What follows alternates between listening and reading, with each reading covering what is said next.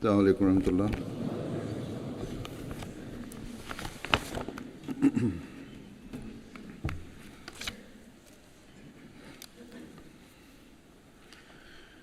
أشهد أن لا إله إلا الله وحده لا شريك له وأشهد أن محمدا عبده ورسوله أما بعد فأعوذ بالله من الشيطان الرجيم بسم الله الرحمن الرحيم الحمد لله رب العالمين الرحمن الرحيم مالك يوم الدين إياك نعبد وإياك نستعين اهدنا الصراط المستقيم صراط الذين أنعمت عليهم غير المغضوب عليهم ولا الضالين۔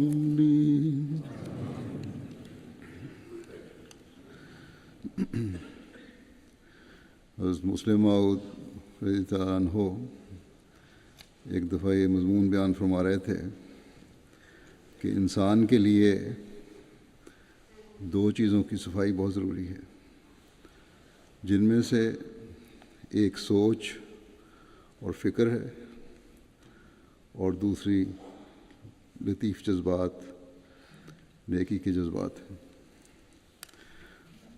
اور انسان کے گہرے جذبات یعنی جذبات کی حس نہ کہ عارضی جذبے سے قلوب کی صفائی سے پیدا ہوتے ہیں،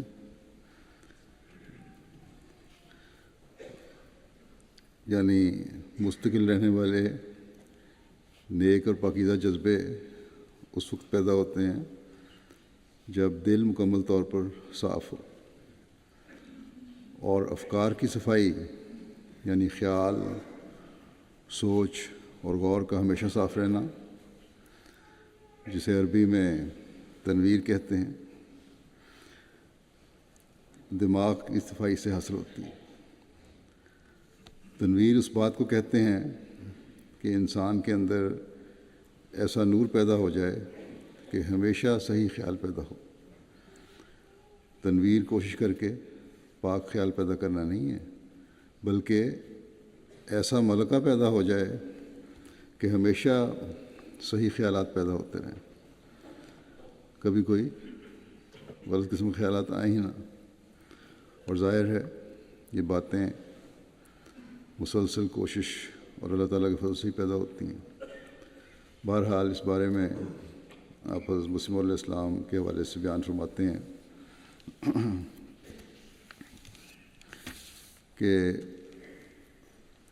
حضرت مسیح علیہ السلام سے میں نے خود سنا ہے، بعض دفعہ جب آپ سے کوئی فقہی مسئلہ پوچھا جاتا تو چونکہ یہ مسائل زیادہ تر انہی لوگوں کو یاد ہوتے ہیں جو ہر وقت اسی کام میں لگے رہتے ہیں، بسا اوقات آپ فرمایا کرتے کہ جاؤ مولوی نور الدین صاحب سے پوچھ لو، یا مولوی عبدالکریم صاحب مرحوم کا نام لیتے کہ ان سے پوچھ لو، یا مولوی سید حسن صاحب کا نام لے کر فرماتے کہ ان سے پوچھ لو، یا کسی اور مولوی کا نام لے لیتے۔ اور بعض دفعہ جب آپ دیکھتے کہ اس مسئلے کا حل کسی ایسے امر سے متعلق ہے جہاں بحیثیت مامور آپ کے لیے دنیا کی رہنمائی کرنا ضروری ہے، تو آپ خود وہ مسئلہ بتا دیتے، مگر جب کسی مسئلے کا جدید اصلاح سے تعلق نہ ہوتا تو آپ فرما دیتے کہ فلاں مولوی صاحب سے پوچھ لیں۔ اور اگر وہ مولوی صاحب مجلس میں بیٹھے ہوئے ہوتے تو ان سے فرماتے کہ مولوی صاحب یہ مسئلہ کس طرح ہے، مگر بعض دفعہ ایسا بھی ہوتا کہ جب آپ کہتے کہ فلاں مولوی صاحب نے یہ مسئلہ دریافت کر لو، تو ساتھ ہی آپ یہ بھی فرماتے کہ ہماری فطرت یہ کہتی ہے کہ یہ مسئلہ یوں ہونا چاہیے، اور پھر فرماتے کہ ہم نے تجربہ کیا ہے کہ باوجود اس کے کوئی مسئلہ ہمیں معلوم نہ ہو تو اس کے متعلق جو آواز ہماری فطرت سے اٹھے، بعد میں وہ مسئلہ اسی رنگ میں حدیث اور سنت سے ثابت ہوتا ہے۔ حضرت مسلم فرماتے ہیں کہ یہ چیز ہے جو تنویر کہلاتی ہے۔ تو تنویر اس بات کو کہتے ہیں کہ انسانی دماغ میں جو خیالات بھی پیدا ہوں وہ بھی درست ہوں۔ جس طرح ایک تندرستی تو یہ ہوتی ہے کہ انسان کہے کہ میں اس وقت تندرست ہوں، اور ایک تندرستی یہ ہوتی ہے کہ انسان آگے بھی تندرست رہے۔ تو تنویر وہ فکر کی درستی ہوتی ہے جس کے نتیجے میں آئندہ جو خیالات بھی پیدا ہوں درست ہی ہوں۔ آپ فرماتے ہیں کہ روحانی ترقی کے لیے تنویر فکر ضروری ہوتی ہے، اسی طرح روحانی ترقی کے لیے تقوی و طہارت کی ضرورت ہوتی ہے۔ اور حقیقت یہ ہے کہ جو تنویر کے معنی دماغ کی نسبت سے ہیں وہی تقوی کے معنی دل کی نیت سے ہیں، دل کی نسبت سے ہیں۔ لوگ عام طور پر نیکی اور تقوی کو ایک چیز سمجھتے ہیں، حالانکہ نیکی وہ نیک کام ہے جو ہم کر چکے ہیں یا کرنے کا ارادہ رکھتے ہیں، اور تقوی یہ ہے کہ انسان کے اندر آئندہ جو جذبات بھی پیدا ہوں وہ نیک ہوں۔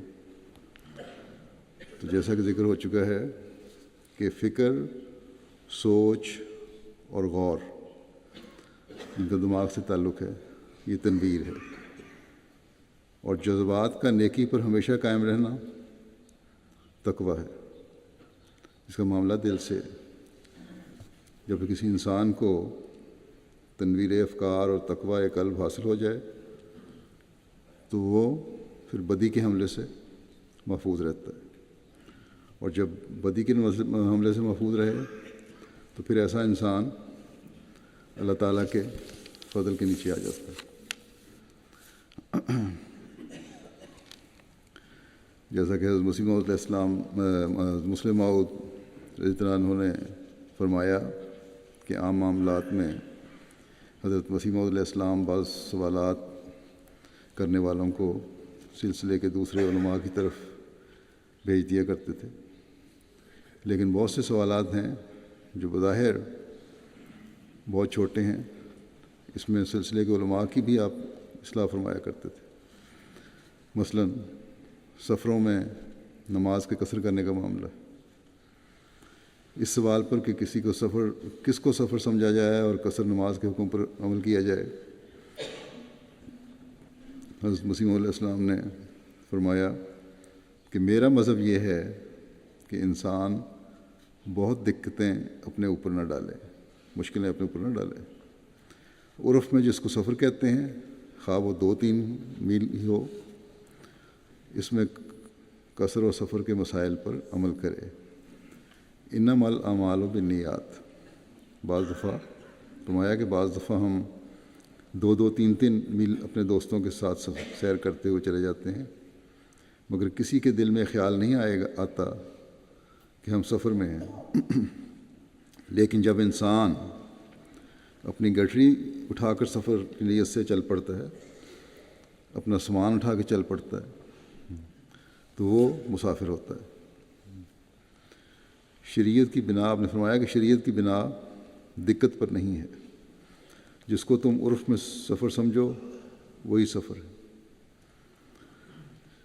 تو یہ بات اس سے واضح ہو جاتی ہے کہ سفر وہ ہے جب آپ سفر کی نیت سے سفر کریں۔ گزشتہ دنوں یہاں میں ایک مسجد کے افتتاح میں غالباً لیسٹر کی مسجد کے افتتاح کے لیے گیا تھا، وہاں سے روانہ جانا تھا، وہاں میں نے عشاء کی نماز پوری پڑھائی۔ اس پر بعض لوگوں کو سوال پیدا ہوا کہ قصر نہیں کروائی گئی۔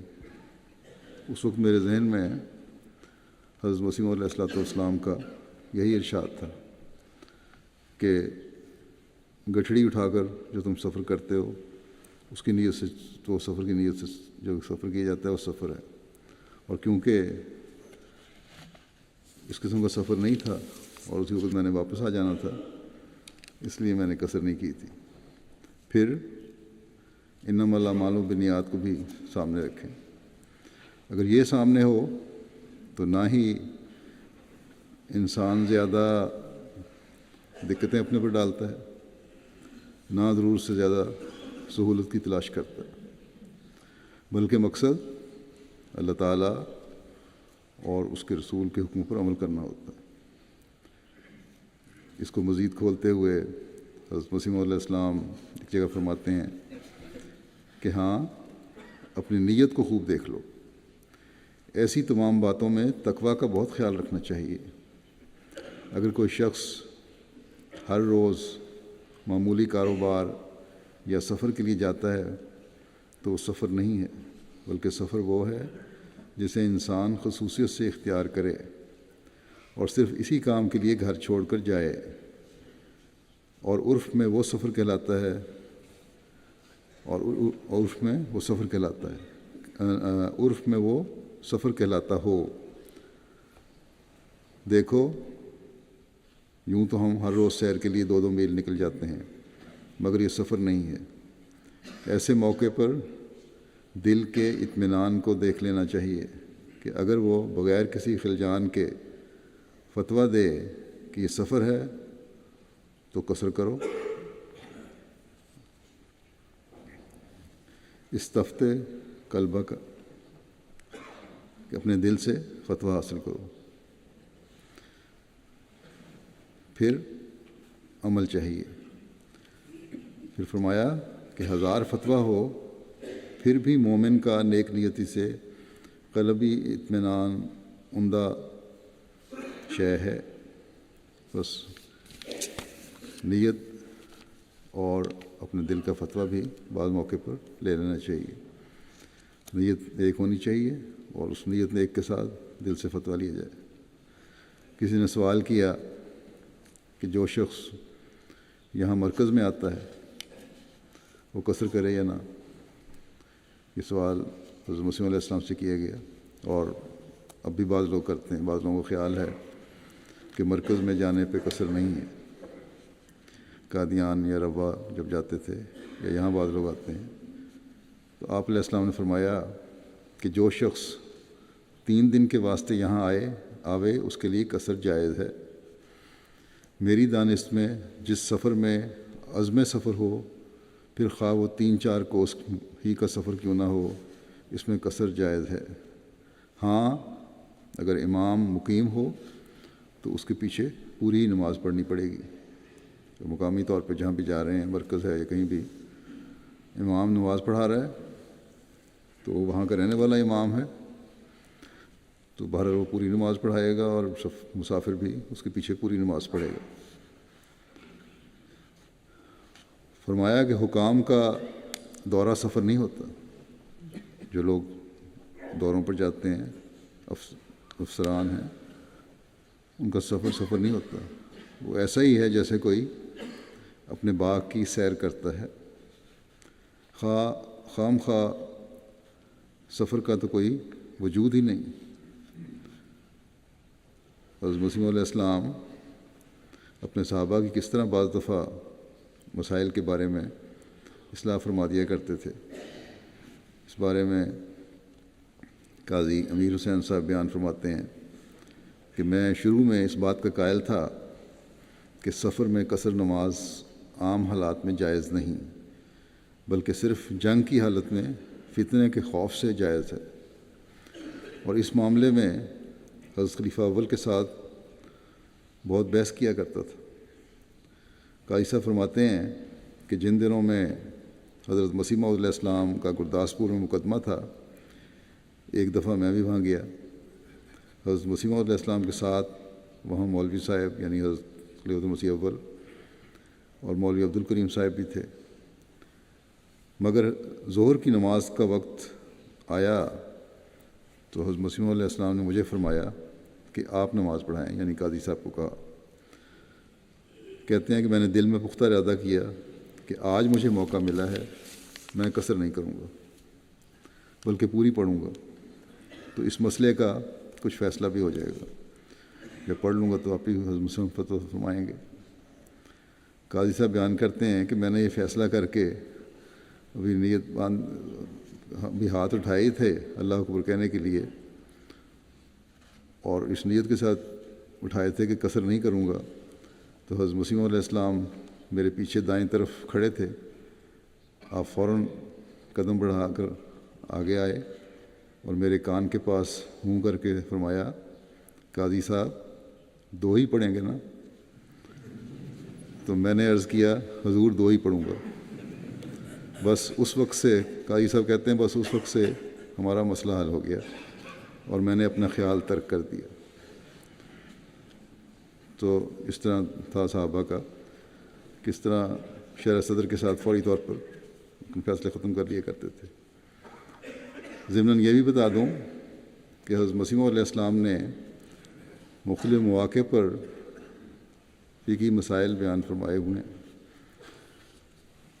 یہ نہیں کہ ہر مسئلہ کو آپ علماء کی طرف پھیر دیا کرتے تھے، خود بھی بیان فرمایا کرتے تھے۔ ان تمام مختلف موقعوں پر مختلف مجالس میں جو آپ نے فقہی مسائل بیان فرمائے ہیں، ان کو اب وزارت اشاعت پاکستان نے بڑی محنت سے بعض علماء کے ذریعے سے، جن میں جامعہ کے فقہ کے پروفیسر شامل ہیں اور طلباء بھی، ان کے ذریعے سے یکجا کیا ہے، جو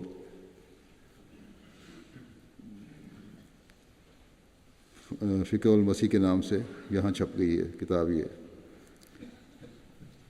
اور احباب جماعت کو بھی ان مسائل سے، بہت سارے مسائل ہیں مختلف، ان سے آگاہی کے لیے یہ کتاب لینی چاہیے۔ اللہ تعالیٰ ان لوگوں کو بھی جزا دے دیں، یہ تمام باتیں یا یہ ایسے فقہی مسائل ایک یکجا کیے ہیں اور بڑے اچھے انداز میں اس کو جمع اور تدوین کیا ہے۔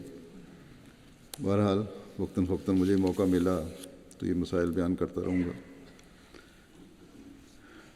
جمعے کی نماز کے ساتھ اگر عصر کی نماز جمع کی جائے تو پھر جمعہ کی نماز میں سے پہلے سنتیں پڑھنی چاہیے۔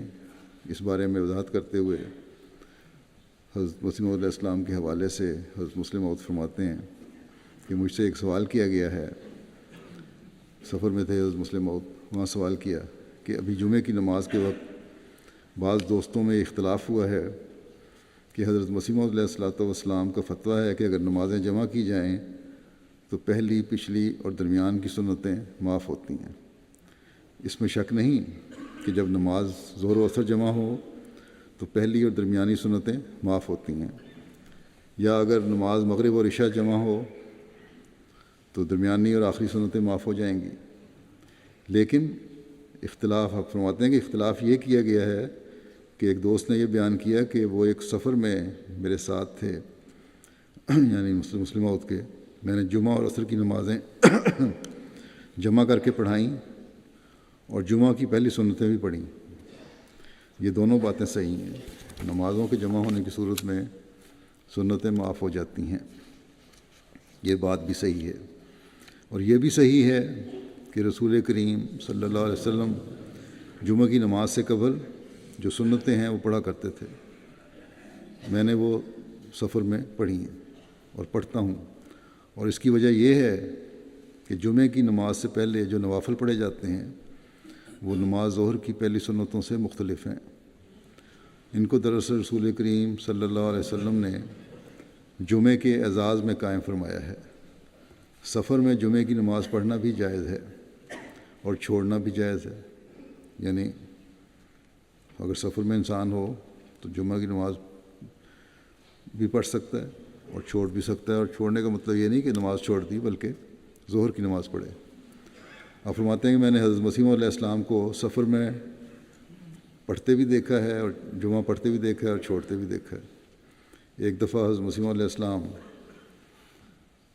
ایک مقدمے کے موقع پر گرداسپور تشریف لے گئے ہوئے تھے، تو وہاں مصروفیت تھی۔ آپ نے فرمایا کہ آج جمعہ نہیں ہوگا کیونکہ ہم سفر پر ہیں۔ ایک صاحب جن کی طبیعت میں بے تکلفی تھی، وہ آپ کے پاس آئے اور عرض کیا کہ سنا ہے حضور نے فرمایا جمعہ نہیں ہوگا۔ حضرت خلیفۃ المسیح اول یوں تو ان دنوں گرداسپور میں ہی تھے، مگر اس روز کسی کام کے لیے قادیان آئے ہوئے تھے۔ تو ان صاحب نے خیال کیا کہ شاید جمعہ نہ پڑھے جانے کا ارشاد آپ نے اس لیے فرمایا ہے کہ مولوی صاحب یہاں نہیں ہیں، وہ بھی جمعہ پڑھایا کرتے تھے، اس لیے کہا کہ حضور مجھے بھی جمعہ پڑھانا آتا ہے۔ آپ حضرت مسیح علیہ السلام نے فرمایا ہاں آتا ہوگا، مگر ہم تو سفر پر ہیں اس لیے نماز پڑھ رہے ہیں آج ظہر کی۔ ان صاحب نے کہا کہ حضور مجھے اچھی طرح جمعہ پڑھانا آتا ہے اور میں نے بہت دفعہ پڑھایا بھی ہے۔ اس پر حضرت مسیح علیہ السلام نے جب دیکھا کہ ان صاحب کو جمعہ پڑھانے کی بہت خواہش ہے تو فرمایا کہ اچھا آج جمعہ ہو جائے۔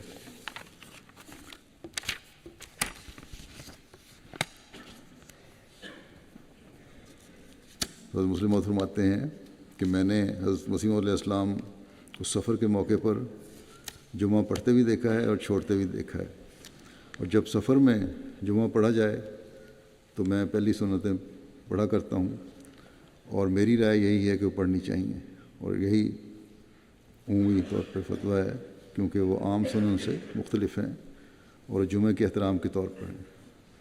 بس اگر جمعہ پڑھا جا رہا ہے تو پھر جمعہ اور عصر جمع ہونے کی صورت میں بھی دو رکعت سنت جو پہلے پڑھی جاتی ہیں جمعہ سے وہ پڑھنی چاہیے۔ انسانی زندگی میں خوشی کے مواقع ذاتی بھی آتے ہیں، جماعتی بھی آتے ہیں اور ملکی بھی آتے ہیں، اور خوشی کے موقعوں پر ان کا اظہار بھی ہوتا ہے، لیکن بعض لوگ اس میں افراط اور تفریط کا شکار ہو جاتے ہیں، یا خوشی کے اظہار پر بے انتہا خرچ کیا جاتا ہے، یا مذہب کے حوالے سے یا کسی اور نام سے بالکل ہی ظاہری اظہار کو گناہ سمجھا جاتا ہے۔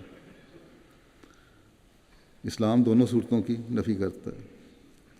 حضرت مسیح علیہ السلام جو اس زمانے میں ہمیں اسلامی تعلیم کے مطابق میانہ روی کے راستوں پر چلانے آئے، آپ نے ہمیں ہر چھوٹی سے چھوٹی چیز کے بارے میں بھی رہنمائی فرمائی، دینی معاملات میں بھی اور دنیاوی معاملات میں۔ نماز کا تو میں ذکر کر رہا ہوں، اب ایک ظاہری دنیاوی خوشی کے موقع پر کس طرح اظہار ہونا چاہیے، اس بارے میں آپ علیہ السلام نے کیا رہنمائی فرمائی، اس کے متعلق حضرت مسلم موعود رضی اللہ عنہ نے جو حضرت مسیح علیہ السلام کے عمل کو ہمارے سامنے رکھا ہے وہ پیش کرتا ہوں۔ آپ فرماتے ہیں کہ حضرت مسیح علیہ السلام سے چراغاں ثابت ہے، یعنی جب کوئی خاص موقع ہو تو اس پہ چراغاں کیا جاتا ہے، اور اس چراغاں کے بیان کرنے کی وجہ یہ بنی کہ ملکہ وکٹوریہ کی جوبلی پر چراغاں کیا گیا تھا، تو اس پر لوگوں نے، یا کسی اور موقع پر چراغاں کیا گیا تو اس پر حضرت مسلم موعود نے فرمایا کہ ملکہ وکٹوریہ کی جوبلی پر بھی چراغاں کیا گیا تھا، اور یہ حضرت مسیح علیہ السلام سے چراغاں ثابت ہے۔ آپ نے 2 بار ملکہ وکٹوریہ اور غالباً شاہ ایڈورڈ کی جوبلیوں پر چراغاں کرایا، یا شاید دونوں جوبلیاں ملکہ وکٹوریہ ہی کی تھیں، اور مجھے خوب یاد ہے کہ دونوں مواقع پر چراغاں کیا گیا، چونکہ بچپن میں مسلم موعود فرماتے ہیں بچپن میں ایسی باتیں اچھی لگتی ہیں، اس لیے مجھے اچھی طرح یاد ہے کہ مسجد مبارک کے کناروں پر چراغ جلائے گئے اور بنولے ختم ہوئے۔ اس زمانے میں بنولے جلائے جاتے تھے، تو حضرت مسیح علیہ السلام نے آدمی بھیجا کہ جا کر اور لائے، ان میں تیل ہوتا ہے، وہ تیل پھر جلتا رہتا ہے کافی دیر تک، آپ فرماتے ہیں کہ ہمارے مکان پر بھی، مسجد میں بھی اور مدرسے پر بھی چراغ جلائے گئے، اور میر محمد اسحاق صاحب نے بھی اس کی شہادت دی ہے، اس لیے خالی چراغاں کی مخالفت کا تو سوال ہی پیدا نہیں ہوتا۔ بعض لوگ کہتے ہیں جی چراغاں غلط چیز ہے، اور اس کو ایسی کوئی بات نہیں۔ آپ فرماتے ہیں کہ میرا عقیدہ ہے کہ حکم و عدل ہونے کی حیثیت میں حضرت مسیح موعود علیہ السلام قرآنی نص کے خلاف کوئی بات نہ کرتے تھے، اور چراغاں آپ سے ثابت ہے، اس کے متعلق گواہیاں بھی موجود ہیں، اور الحکم میں بھی یہ درج ہے اخبار میں، اس لیے خاص چراغاں کے متعلق کسی بحث کی ضرورت نہیں کہ کیوں کیا جائے اور کس لیے نہ کیا جائے اور کب کیا جائے، فضول خرچی ہے یا فلاں فلاں۔ بہرحال آپ فرماتے ہیں کہ حضرت مسیح علیہ السلام نے اس رنگ میں جو خوشی کا اظہار کیا وہ اپنے اندر ایک حکمت رکھتا ہے، جیسا کہ مومن کی ہر بات اپنے اندر حکمت رکھتی ہے۔ چراغاں خصوصاً جب وسیع پیمانے پر کیا جائے اور ہر گھر میں کرنا ضروری قرار دیا جائے، اس پر اتنا زیادہ خرچہ آ جاتا ہے کہ اس کے مقابلے میں اس کا کوئی حقیقی فائدہ نظر نہیں آتا۔ ہاں، جہاں اس کی ملکی اور سیاسی ضرورت ہو یا جہاں زیادہ روشنی کی ضرورت ہو، وہاں اگر کیا جائے تو کوئی حرج نہیں، جیسا کہ میر صاحب نے حضرت عمر کی طرف سے، حضرت میر محمد اسحاق صاحب نے بتایا کہ روایتوں میں آتا ہے کہ حضرت عمر کی طرف سے مسجد میں زیادہ روشنی کے انتظام کی مثال، زیادہ روشنی کا انتظام کیا گیا، تو میر صاحب نے اس کی مثال دی کہ مسجد میں ضرورت سے زیادہ روشنی کا اہتمام کیا گیا تھا۔ اور مسجد، آپ فرماتے ہیں کہ مسجد ایک ایسی جگہ ہے جہاں زیادہ روشنی کی ضرورت ہے، کیونکہ لوگ وہاں قرآن شریف پڑھتے ہیں یا اور دینی کتب کا مطالعہ کرتے ہیں۔ بس اگر حضرت عمر نے مسجد میں زیادہ روشنی کا انتظام کیا تو اس میں حکمت تھی، ورنہ جہاں تک ہم دیکھتے ہیں اسلام میں خوشیاں ایسے رنگ میں منائی جاتی ہیں کہ بنی نوع انسان کو اس سے زیادہ فائدہ پہنچ سکے۔ مثلا عید ہے، اس میں قربانی کرنے سے غریبوں کو گوشت ملتا ہے، عید الفطر پر فطرانہ سے غریبوں کو مدد دی جاتی ہے۔ تو اسلام نے جہاں بھی خوشی منانے کا حکم دیا ہے، اس بات پر زور دیا ہے کہ اسے ایسے رنگ میں منایا جائے کہ ملک اور بنی نوع انسان کو زیادہ سے زیادہ فائدہ پہنچے، لیکن چراغاں کی صورت میں کوئی ایسا فائدہ نہیں ہو سکتا۔ حضرت مسیح علیہ السلام نے چراغاں کرایا، وہ ایک سیاسی مصلحت پر مبنی تھا، اور اسی طرح بعض اوقات آپ ہمیں آتش بازی بھی لے دیا کرتے تھے تاکہ بچوں کا دل خوش ہو، اور فرمایا کرتے تھے کہ گندک کے جلنے سے جراثیم ہلاک ہو جاتے ہیں، صرف بچوں کو دل خوش کرنے کے لیے نہیں، بلکہ آتش بازی میں گندک ہوتی ہے، اس کے جلنے سے فضا صاف ہوتی ہے۔ چنانچہ آپ نے کئی دفعہ ہمیں انار اور پھلجھڑیاں وغیرہ منگوا کر دیں، گویا ایک قسم کا ضیاء ہے مگر اس میں وقتی فائدہ بھی ہے۔ گو ایسا نمایاں نہیں، مگر اس سے بچوں کا دل خوش ہو جاتا تھا، اور بچوں کے جذبات کو دبانے سے جو نقصان پہنچ سکتا ہے اس سے بچاؤ ہو جاتا تھا۔ مگر آپ نے ساری جماعت کو آتش بازی چلانے کا حکم نہیں دیا، آپ نے یہ نہیں کہا کہ جماعت کو کہ آتش بازیاں کیا کرو، اگر بچے کبھی کبھی کر لیں تو کوئی حرج نہیں۔ اور اس نیت سے بھی کیے جائے کہ فضا بھی صاف ہوگی تو دونوں چیزیں مل جاتی ہیں، بچے بھی خوش ہو جاتے ہیں اور فضا بھی صاف ہو جاتی ہے۔ بچے اگر تھوڑی سی تفریح کر لیں تو کوئی حرج نہیں ہے، ان کے جذبات کو بالکل دبایا نہ جائے، بچوں میں یہ احساس بھی رہے کہ ان کو ان کی جو کھیل کود کی عمر ہے اس میں اسلام ان کے جائز مطالبات کو رد نہیں کرتا۔ مثلا چراغاں ہے، آتش بازی ہے، جہاں انہیں ملک کی مجموعی خوشی میں باتیں شامل کرتی ہیں، ان سے ملک سے ایک تعلق کا اظہار بھی ہوتا ہے اور بچوں کی تفریح بھی ہو جاتی ہے۔ بس موقع ماحول کے لحاظ سے اور اعتدال میں رہتے ہوئے کوئی تفریح کرنے میں کوئی حرج نہیں، لیکن یہ بچوں پر بچپن سے ہی واضح کر دینا چاہیے کہ اسلامی تعلیم کے دائرے اور ملکی قانون کے دائرے کے اندر رہ کر ہی ہم یہ ساری باتیں کرتے ہیں اور کریں گے۔ حضرت مسلم موعود اپنے بچپن کے 2 واقعات بیان کرتے ہوئے فرماتے ہیں کہ مجھے ہمیشہ یاد رہتا ہے، میں چھوٹا بچہ تھا کہ حضرت مسیح موعود علیہ السلام ایک دفعہ ملتان تشریف لے گئے۔ میں بھی آپ کے ساتھ تھا، میری عمر اس وقت 7-8 سال کی تھی۔ اس سفر کے صرف 2 واقعات مجھے یاد ہیں،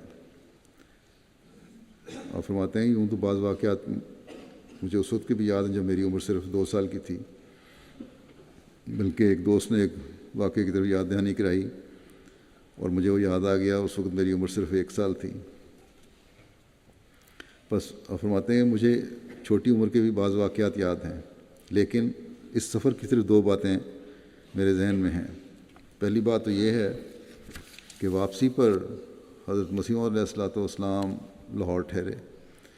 وہاں ان دنوں مومی تصویریں دکھائی جا رہی تھیں، یعنی موم سے تصویریں بنائی جاتی تھیں، مجسمے سے بنائے جاتے تھے، جن سے مختلف بادشاہوں اور ان کے درباروں کے حالات بتائے جاتے تھے۔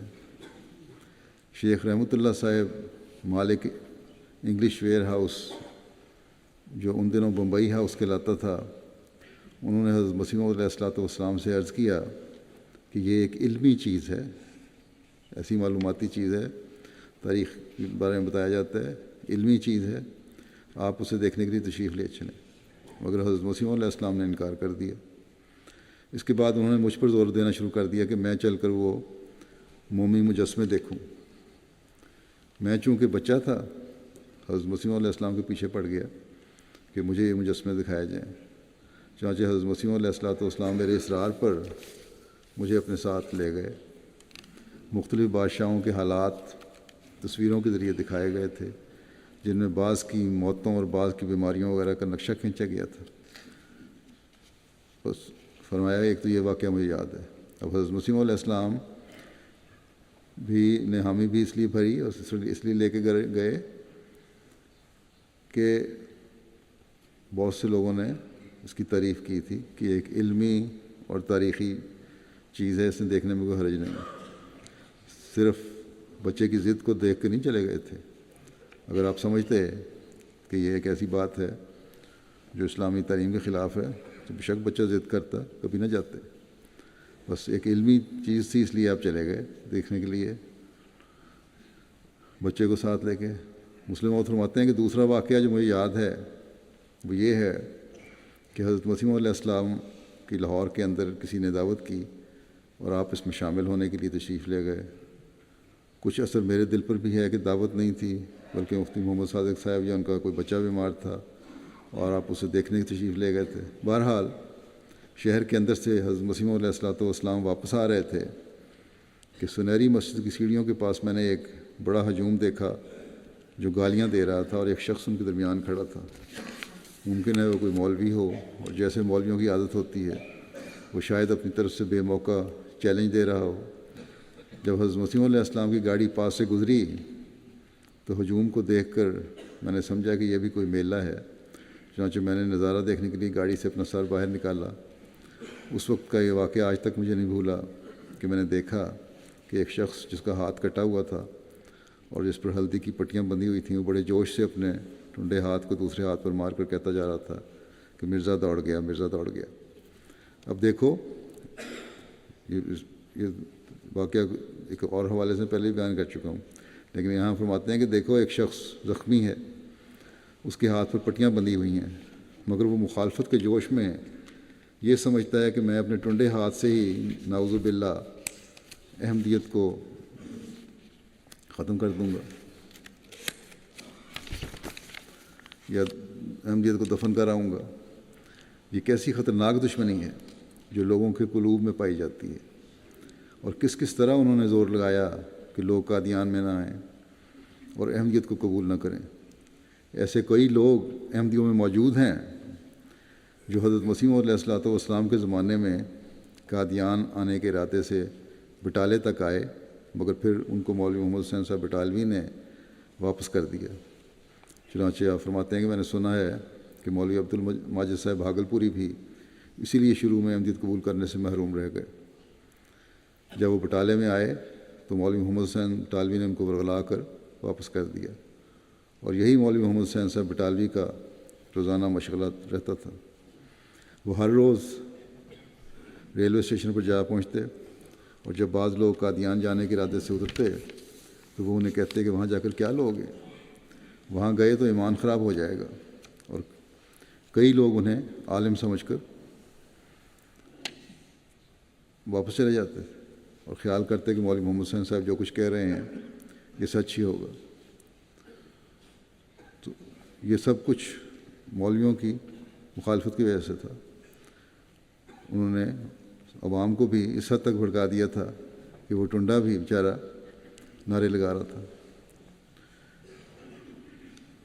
یہ سب کچھ حضرت مسیح موعود علیہ السلام کی جو مخالفت ہے،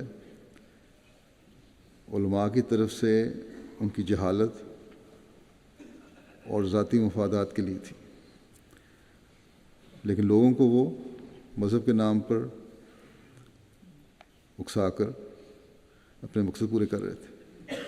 حالانکہ جس بات کو مخالفت کا ذریعہ بنایا جا رہا تھا یا بنایا جاتا ہے آج تک، یہ علماء جو ہیں لوگوں کو بھڑکاتے ہیں۔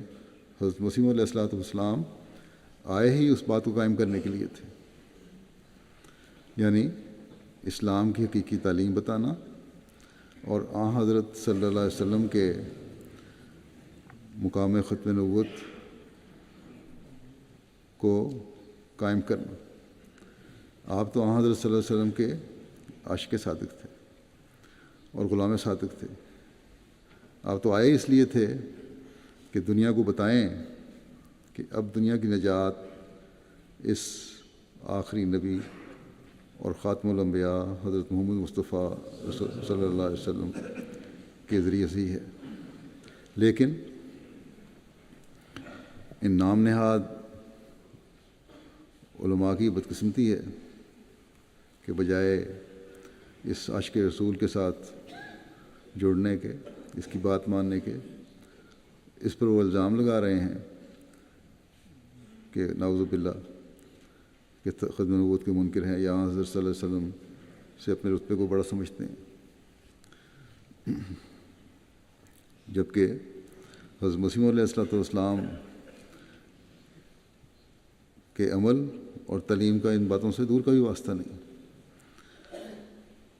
آپ صلی اللہ علیہ وسلم نے تو ہر مذہب والے کو چیلنج دیا، آپ علیہ السلام نے ہر مذہب والے کو چیلنج دیا کہ اب راہ نجات صرف اسلام کے ماننے اور حضرت صلی اللہ علیہ وسلم کی غلامی میں ہے۔ بہرحال یہ علماء کوشش کرتے رہے اور جماعت بڑھتی رہی، اب بھی کوشش کرتے رہیں گے، کر رہے ہیں اور کرتے رہیں گے، لیکن اللہ تعالیٰ کی یہ تقدیر ہے کہ حضرت صلی اللہ علیہ وسلم کے اس غلام صادق کی جماعت نے بڑھنا ہے اور بڑھ رہی ہے اور بڑھتی رہے گی انشاءاللہ۔ اللہ تعالیٰ ہمیں بھی توفیق دے کہ ہم اپنے اندر وہ حقیقی تبدیلی پیدا کریں جو حضرت مسیح موعود علیہ السلام ہم میں چاہتے ہیں، اور حقیقی مسلمانوں کا نمونہ بنیں، اپنے خیالات اور سوچوں میں بھی روشنی پیدا کریں اور اپنے دلوں کو بھی تقویٰ سے بھریں۔ آج بھی میں ایک جنازہ غائب پڑھاؤں گا جمعے کے بعد، جو مکرمہ امت الحفیظ رحمان صاحبہ اہلیہ مکرم ڈاکٹر عطاء الرحمان صاحب سابق امیر ضلع دھائی کا ہے۔ 15 اپریل 2016 کو ان کی وفات ہوئی۔ انا للہ و انا الیہ راجعون۔ آپ حضرت میاں عظیم اللہ صاحب صحابی حضرت مسیح موعود علیہ السلام کی بہو اور حضرت شیخ حسین بخش صاحب صحابی حضرت مسیح موعود علیہ السلام کی نواسی تھیں۔ آپ کے والد محترم ملک محمد خورشید صاحب تعمیر کمیٹی روا کے ابتدائی سیکرٹری تھے۔ لمبا عرصہ بطور صدر لجنہ سائی وال خدمت کی توفیق پائی۔ بڑی متوکل، دعا گو، عبادت گزار، مہمان نواز، غریب پرور، مالی قربانی کرنے والی، خلافت سے وفا کا تعلق رکھنے والی صابر شاکر خاتون تھیں۔ سائی وال میں اسیران کے جب واقعات ہوئے ہیں اس وقت بہت سے لوگ ملاقات کے لیے ان کے میاں امیر تھے ضلع، آتے تھے ان کے پاس، ان کی مہمان نوازی کرتی. تقریباً ان کے شوہر ڈاکٹر عطاء الرحمٰن صاحب تقریباً 40 سال تک جماعتی خدمات سے انجام دیتے رہے، اور انہوں نے بڑی خوش اسلوبی سے ان کا ہاتھ بٹایا.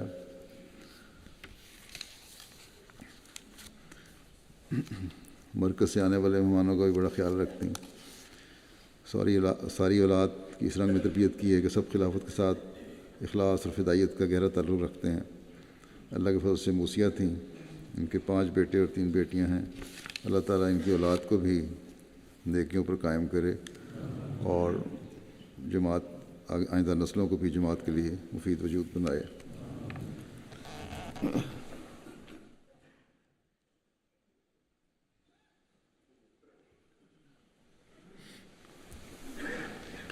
الحمد للہ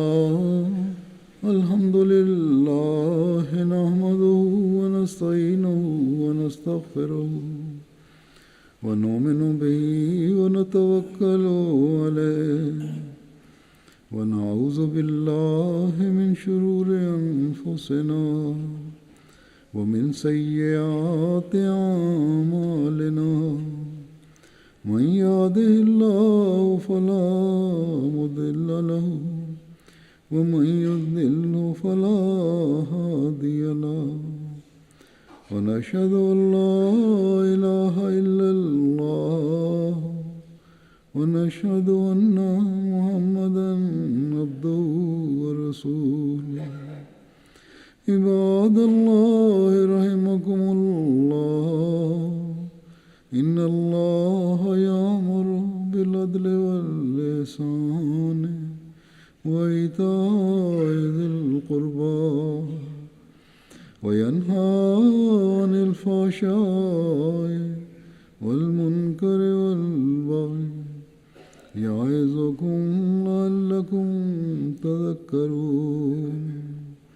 اذكروا الله يذكركم وادعوه يستجب لكم ولذكر الله أكبر.